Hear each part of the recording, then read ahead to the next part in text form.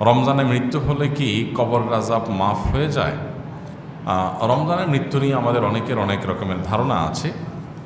অনেকে মনে করেন রমজান মাসে মারা গেলে তার আর কবর আযাব হয় না, তার কবর আযাব মাফ হয়ে যায়, মুক্ত থাকেন এবং তিনি জান্নাতি হয়ে যান। মূলত এরকম কোনো কথা কোরআন অথবা হাদিসের কোথাও উল্লেখ হয় নাই। রমাদান মাসে মৃত্যুবরণ করলে তার কবরে কোনো প্রশ্নোত্তর হবে না, সওয়াল জবাব হবে না, কবর আযাব হবে না, এরকম কোনো কথা নাই। তবে এটা ঠিক যে রমজান মাসের মৃত্যু সন্দেহাতীতভাবে আমরা একটা ভালো মৃত্যু বলতে পারি। ইবাদতরত অবস্থায় মৃত্যু সন্দেহাতীতভাবে একটা ভালো মৃত্যু। আল্লাহর প্রতি সুধারণা করতে পারি যে আল্লাহ হয়তো তাকে মাফ করে দিবেন, তার প্রতি রহম করবেন। এটা জাস্ট আমাদের সুধারণার ব্যাপার। শরীয়ত আমাদেরকে কিছু বলে দেয় নাই যে এটা হলে তোমার আর কবর আযাব মাফ।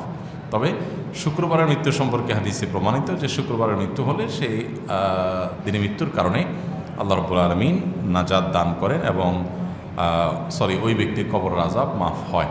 সোয়াল জবাবের যে ফিতনা, আল্লাহ তাআলা সেটা থেকে শুক্রবারের মৃত্যুবরণকারীকে হেফাজতে রাখেন। এটা শুক্রবারের ফজিলত এবং এর মাধ্যমে আবার আমরা কেউ যোগ বিয়োগ না কষি তাহলে রবি, সোমবার, শনিবার, মঙ্গলবার, বুধবার, বৃহস্পতিবার মারা গেলে এরা বোধহয় সব জাহান্নামী, আর শুক্রবার মরে বোধহয় কেউ জাহান্নামী। অনেক অমুসলমান শুক্রবার মারা যায়।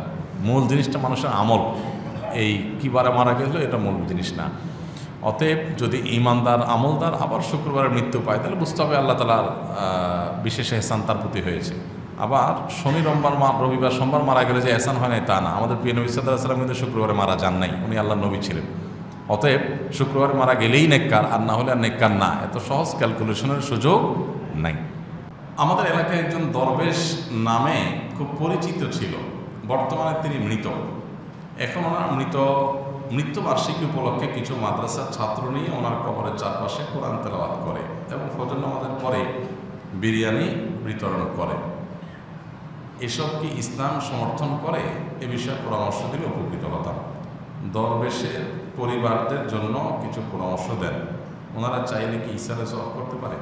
দেখেন, মরা মানুষ নিয়ে আমাদের একটু কি বলে ব্যস্ততা, আমাদের কার্যক্রম, অ্যাক্টিভিটিস একটু বেশি। আমরা জীবিত থাকতে মানুষ নিয়ে অ্যাক্টিভিটিস একটু কম করি। কোনো মানুষ মারা গেছেন, বা শেষ, তার কবর দিয়ে ফেলেছেন, তার জন্য এখন দোয়া করবেন। উনি যত ভালো মানুষ হোক না কেন, উনি এখন অসহায় হয়ে গেছেন, ওনারা এখন কিছু করার নাই, এমনকি আপনার জন্য দোয়া করার সুযোগ আর নাই, শেষ, উনি চলে গেছেন। এখন ওনার জন্য আপনি দোয়া করবেন, আল্লাহর কাছে সালাম পেশ করবেন, বিনা ওই ব্যক্তির কবরকে কেন্দ্র করে কোনো আনুষ্ঠানিকতা, কবরের চারপাশে কোরআন তেলাওয়াত করা, এগুলো কোনোটাই শরিয়া সিদ্ধ কোনো কাজ না। কোরআন তেলাওয়াত যে কোনো জায়গায় করা যায়, বাসা বাড়িতে করতে পারেন, কবরস্থানে গিয়ে করলে গুনাহ হবে না। কিন্তু কবরস্থানে গিয়েই কেন করতে হবে?